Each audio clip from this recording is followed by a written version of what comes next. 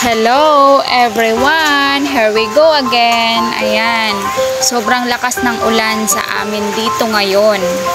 Maulan ang araw namin dito ngayon sa lugar namin. Kaya ayan, wet ang mga kalsada, ang daan ay basang-basa. Dahil sa sobrang ulan, lakas ng ulan. Hindi lang kalsada ang basa, for sure. Ang mga dahon ay wet na wet, ang mga punong kahoy. At ang mga halaman, ayan. Ang aking mga halaman ay nag-i-enjoy na naman dahil nadidiligan sila. Wow! At ilang araw na rin akong hindi nakapagdilig. Dahil kinailangan ko pang mag-igib ng tubig. Kaya nung nakaraan hindi ko nadiligan dahil hindi ako nakapag-igib ng tubig dahil sa sobrang dami kong ginagawa. At ngayon, ayan, organic na ulan talaga ang nagdidilig sa kanila. Mapapasana all na lang talaga ako nito. Sana all nadiligan. Yung mga halaman ko may dilig. Ako wala. Oy, napapahugot na naman siya. Char. Masarap magmuni-muni kapag ganito tag-ulan, no? Lalo na kapag wala kang kasama, ikaw lang nag-iisa, hindi mo kasama yung lovers mo. Ayan, char. O, magmuni-muni ka dyan sa kwarto mo. Ayan, pero kung gusto mo namang maligo sa ulan, o, di ba masarap maligo sa ulan kaya kapag ganito ulan. Naalala ko nung childhood ako, ayan. Palagi kaming naliligo sa ulan kapag umuulan. Nag-i-enjoy kami kapag umuulan. Talagang naliligo kami kasama ko, ang aking mga kaibigan, mga kapatid. Ayan, ang saya kaya. Di ba? Sino nakaranas nito? Sure ako, lahat naman siguro tayo nakakaranas maligo sa ulan. Diba? Masaya. Lalo na kapag kasama natin yung mga mahal natin sa buhay. Yung mga kids ko kanina, nag-i-enjoy naman sila maligo sa ulan. Sobrang saya nila. Nagpaalam sa akin kanina, gusto daw nila maligo sa ulan. Pinayagan ko naman para naman ma-experience nila kung ano yung feeling kapag naliligo sa ulan. Para maranasan din nila yung meron silang memories paglaki nila. Ay, ang ganito pala yung pakiramdam kapag naligo sa ulan. Di ba ang saya? Guys, ito pala yung daan patungo sa akin. Baka maligaw kayo. Huy, may ganun. Mag-ingat sa paglalakbay, lalo na kapag ganito o tag-ulan. Madulas ang daan dahil wet, kaya dapat mag-ingat para hindi tayo madisgrasya, hindi tayo madulas, hindi kayo mahulog sa akin. Char! Huy, walang ganon. Yung totoo, seryoso ako. Kapag ganito, maulan yung daan, basa.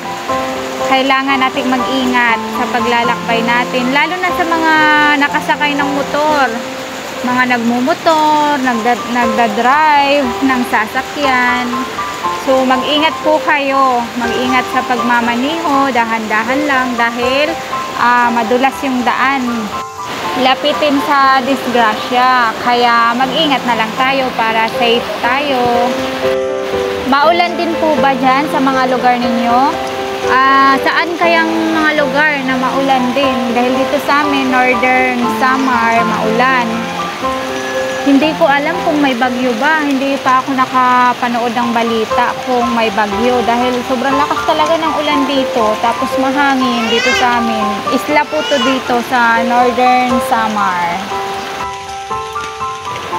Ito sa likod ng bahay namin, ang daming punong kahoy. Ang daming mga kahoy sa paligid namin.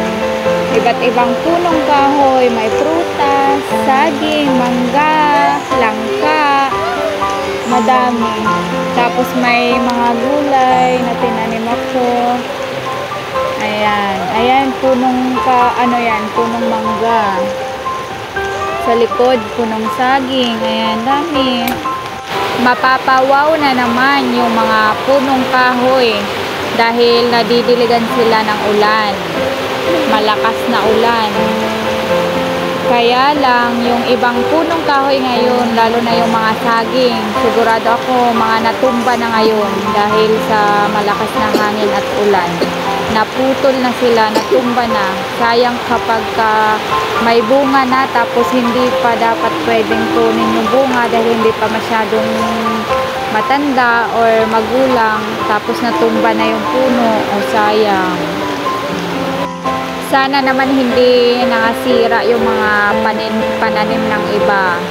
Hindi na apawan ng tubig. Pero sigurado ako na apawan na siguro yun ngayon dahil sobrang lakas ng ulan. Kanina pang umaga hanggang ngayon, hapon na ngayon, umuulan pa rin ng malakas. Baha na yata dun sa ibang mga lugar.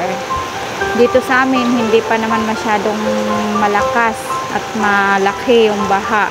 Pero talagang walang tigil yung ulan. Nakakalungkot lang kasi baka sa ibang lugar hindi maganda yung sana naman hindi. Sana safe ang lahat. Sana hindi bumabaha ng malaki sa ibang lugar. Dahil dito sa amin hindi naman baha, wala namang baha dito sa amin. Pero sa ibang lugar kasi 'di ba yung iba talagang pag ganito yung ulan, ganito kalakas yung ulan, magdamag, talagang bumabaha talaga ng malakas. Sana safe ang lahat. Kaya sana mag-ingat tayong lahat. Mag-ingat po kayo dyan sa mga bahain na lugar para safe kayo.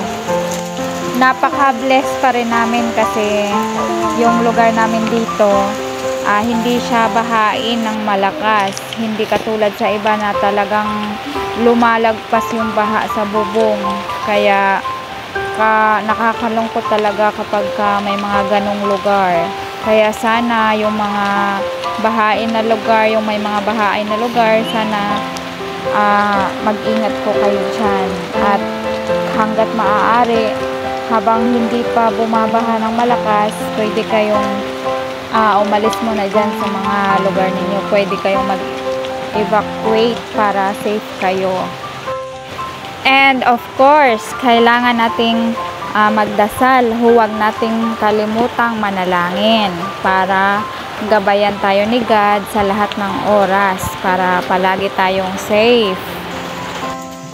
For today's video, once again, mag-ingat tayong lahat dahil hindi maganda ang araw ngayon at malakas ang ulan, maulan. At kung nagustuhan nyo yung video, paki-like, shares, and comment na din. And sa hindi pa nakapag-follow, pa-follow na din and subscribe para palagi kayong ma-notify sa mga susunod kong video na i-upload ko katulad nito. Thank you for watching. Bye-bye!